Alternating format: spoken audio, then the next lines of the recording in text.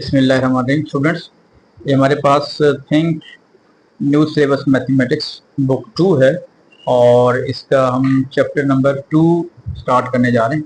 The chapter 2 is linear graphs and simultaneous linear equations. ठीक है, अब इसमें इंपॉर्टेंट बात यह है कि जिन स्टूडेंट्स ने अगर ग्राफ को यूज़ नहीं किया हुआ तो उसको ज़रा देख लीजिएगा। ये मैं कुछ ऐसे यहाँ से समझाने की कोशिश करता हूँ आपके पास। इसको हम कहते हैं कि ये आपके पास है कि कार्टेशियन प्लेन का लफ्ज इस्तेमाल हम करते हैं। कार्टेशियन प्लेन है ये। इसमें देखिएगा आपके पास, इसको हम ओरिजिन कहते हैं। राइट पे जो है ये एक्स एक्सेस है और ऊपर क्या होता है, वाई एक्सेस। अब इसमें होता है क्या है कि जो आपके पास कोऑर्डिनेट्स हैं, लेट करते हैं आपके पास यहाँ पे इसने जैसे दिया हुआ है, अगर मैं यहाँ पे लिखता हूँ कि 1 और 3, इसको हमने लोकेट करना है। इसके एक्स कोऑर्डिनेट होते हैं बेटा, और ये क्या होता है, वाई कोऑर्डिनेट। तो ध्यान रखिएगा, कोई भी पॉइंट होगा उसके दो कोऑर्डिनेट होते हैं, पहला एक्स होता है हमेशा और दूसरा क्या होता है, वाई। अब एक्स क्या होता है, एक्स होता है कि राइट और लेफ्ट, कि कितना आप ओरिजिन से राइट हैं, कितना आप ओरिजिन से लेफ्ट हैं। और जो वाई कोऑर्डिनेट होता है वो होता है अपवर्ड या डाउनवर्ड। अब देखिएगा, अगर राइट होगा तो पॉजिटिव होगा तो राइट हो जाएंगे, अगर यहाँ पे नेगेटिव होगा तो फिर लेफ्ट को मूव करेंगे। अभी हम बात करते हैं जरा। और अगर आप अपवर्ड जाएंगे, अगर जब पॉजिटिव साइन होगा तो हम अपवर्ड मूव करेंगे, और अगर आपके पास नेगेटिव साइन होगा तो हम डाउनवर्ड मूव करेंगे। अब मैं क्या कहना चाह रहा हूँ, प्लीज देखिएगा। लेट करते हैं हमने एक पॉइंट लिया है 1, 3। अब इसमें एक्स भी पॉजिटिव है और वाई भी पॉजिटिव है। तो देखिए x1 कहाँ पे, ये है। अब वाई पॉजिटिव है तो हम अपवर्ड जाएंगे। ठीक है, 1, 2, 3। इसका मतलब है कि ये आपके पास, अगर मैं इसको ए का नाम दे रहा हूं तो हमारे पास ये एक पॉइंट आ गया। ठीक हो गया। तो ये कहते हैं कोऑर्डिनेट्स। कोऑर्डिनेट्स हमें असल में गाइड करते हैं कि ये पॉइंट कहाँ पे लाई करता है। कोऑर्डिनेटर्स होते हैं कुछ स्कूल्स में, आपने देखा होगा कि science coordinator, arts coordinator, drama coordinator, तो वो गाइड करते हैं कि आपने किस तरफ को मूव करना होता है। इसी तरीके से ये लेट करते हैं, यहाँ पे अगर मैं -1 लिख रहा हूँ तो x -1 ले रहा हूँ जी, और y सपोज मैं ले रहा हूँ -1। तो इसका मतलब क्या होगा, -1 का मतलब है लेफ्ट जाना है आपने 1 यूनिट, और -1 का मतलब है डाउनवर्ड आना है 1 यूनिट। तो मतलब मैं सपोज यहाँ पे इसको मैं नाम दे रहा हूँ, ये बी का होगा। इसी तरीके से अगर हम एक और लास्ट पॉइंट इसमें यहाँ पे ले लेते हैं, सी के कोऑर्डिनेट्स देखते हैं। तो फॉर एग्जाम्पल मैं लिखता हूँ यहाँ पे 3 और 7। अब 3, 7 का मतलब क्या होगा, 3 कहाँ पे होगा जी, राइट पे, और 7 क्या होगा, अपवर्ड जाएंगे कि डाउनवर्ड, अपवर्ड जाएंगे। शाबाश। तो अपवर्ड जाएंगे तो हमारे पास ये वैल्यू आपके पास देखें यहाँ पे आ रही है। तो इसको अगर हमने सी का नाम दे दिया।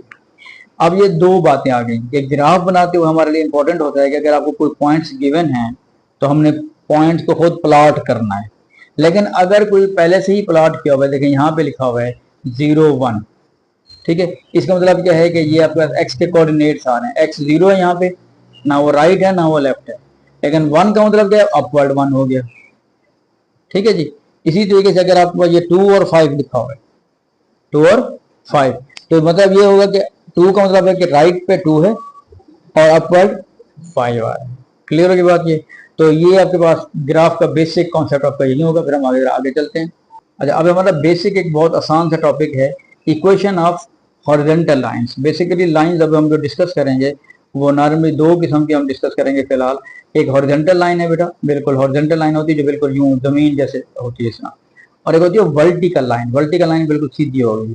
ये दो को लाइंस को अपने पहले फोकस करना है। लाइंस हमारी और भी हो सकती हैं, स्ट्रेट लाइन जो है वो हम इस तरह भी बना सकते हैं, ये डायगोनल लाइन कहते हैं, यूं भी बनती है।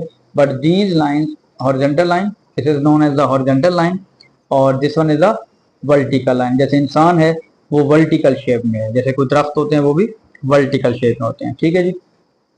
अगर देखिए इसमें जो एक्सरसाइज 2A है, इसमें जो क्वेश्चन नंबर 1 दिया हुआ है, क्वेश्चन नंबर 1 में उसने एक तो डायग्राम बनाई हुई है यहाँ पे ग्राफ पे। ये आपको दो लाइंस नजर आ रही हैं, लाइन 1 और लाइन 2। अब पूछ क्या रहा है यहाँ पे, देखिएगा वो कह रहा है जी write down the equation of each of the given horizontal lines, यानी जो दो हॉरिजॉन्टल लाइंस दी हुई हैं आपने उसकी इक्वेशन बनानी है। अब ये बहुत आसान होता है, लेकिन जो हॉरिजॉन्टल लाइन होती है ना हमेशा वो वाई एक्सिस पे कट करेगी। कहाँ पे कट करेगी, अब ये वाई एक्सिस पे कहाँ कट कर रही है, किस पॉइंट पे कट कर रही है जी, 6 पे कट कर रही है। तो इसका मतलब इसकी जो इक्वेशन हम लिखेंगे y इज इक्वल टू 6। ठीक है। अब आप बताएं लाइन 2 है, ये लाइन 2 जो है वाई एक्सिस को कहाँ कट कर रही है, -2 पे। तो इक्वेशन बनेगी इसकी y इज इक्वल टू -2। ठीक है। इसी तरह अगर हम इसके क्वेश्चन नंबर 2 पे आ जाएं तो 2 में देखिएगा ये जो लाइन की हुई है ये कौन सी लाइन है, ये आपको नजर आ रही है, लाइन 1 आपको नजर आ रही है और ये लाइन 2 नजर आ रही है। इसे कौन सी लाइन कहेंगे जी, इसको हम वर्टिकल लाइन कहेंगे। क्या कहेंगे, वर्टिकल लाइन। अब इसमें भी पहले पार्ट उसने पूछा हुआ है right down the equation of each of the following vertical lines. अब देखिए कंपेयर कीजिएगा, कंपेरिजन कीजिएगा कि जो हॉरिजॉन्टल लाइन होती है वो हमेशा y को कट करेगी, लेकिन जो वर्टिकल लाइन होगी वो हमेशा कहाँ पे कट करेगी, x को कट करेगी। ठीक है जी। अब देखिएगा ये जो लाइन 1 है ये x को कहाँ कट कर रही है, 0.5 पे। तो हम इसकी इक्वेशन जो लिखेंगे हम लिख सकते हैं कि x is equal to 1/2, x is equal to 1/2। और वर्टिकल ये लाइन आ रही है, ये लाइन कहाँ कट कर रही है जी, -2 पे। तो लिखेंगे x इज इक्वल टू -2। हाँ जी, बात क्लियर होगी। ये दोनों का ये तो पहले हो गया हमारे पास। अब नेक्स्ट पार्ट पे आ जाए, यहाँ पे बी पार्ट में on the graph draw each of the line with the following equations. अब आपका एक रिवर्स ऑर्डर में है, वहां पे उसने लाइंस बना दी थी, लाइंस बनाने के बाद क्या करता, आपने इक्वेशन लिखनी है। यहाँ पे क्या कह रहे हैं, इक्वेशंस दे दी हैं और वो क्या कह रहे हैं, आपने खुद लाइन ड्रॉ करनी है। कैसे करेंगे, स्केल प्लीज यूज कर लीजिएगा। यहाँ पे लिखा हुआ है y is equal to -3, y is equal to -3। अब देखिए y -3 कहाँ पे आ रहा है जी, y -3 आपका ये आ रहा है। तो लाइन जो है कट करेगी y इज इक्वल टू -3, तो आपकी ये जो लाइन होगी ये मतलब b का फर्स्ट पार्ट बन जाएगा y is equal to -3। Next क्या कह रहा है जी, y इज इक्वल टू 3 1/2। 3 1/2 का मतलब 3.5, y इज इक्वल टू 3.5। अब 3.5 देखिएगा अपवर्ड होगा क्योंकि पॉजिटिव है, तो 3.5 कहाँ पे आ रहा है जी आपके पास, 3.5 यहाँ पे आ रहा है। और ये क्योंकि हॉरिजॉन्टल लाइन है तो यूं बन जाएगी y इज इक्वल टू 3 1/2 लिख दें इसको, या इसका 3.5 का। सिमिलरली बिल्कुल आपके पास आप क्वेश्चन नंबर 2 पे आ जाए। क्वेश्चन नंबर 2 में क्या कह रहा है जी, on the graph draw the each of the line of the following x is equal to 1, x is equal to 1। अब पहले ये बताओ लाइन कैसे बनेगी, हॉरिजॉन्टल बनेगी कि वर्टिकल, वर्टिकल बनेगी, शाबाश। ठीक है।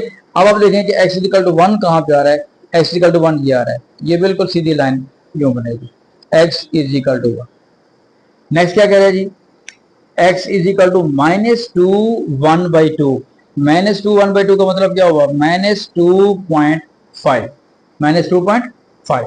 हाँ जी। अब -2.5 x पॉजिटिव होगा कि नेगेटिव होगा, राइट पे होगा कि लेफ्ट पे होगा, देखिए ये लेफ्ट नेगेटिव है तो लेफ्ट पे होगा, नेगेटिव 2.5 यहाँ पे आएगा।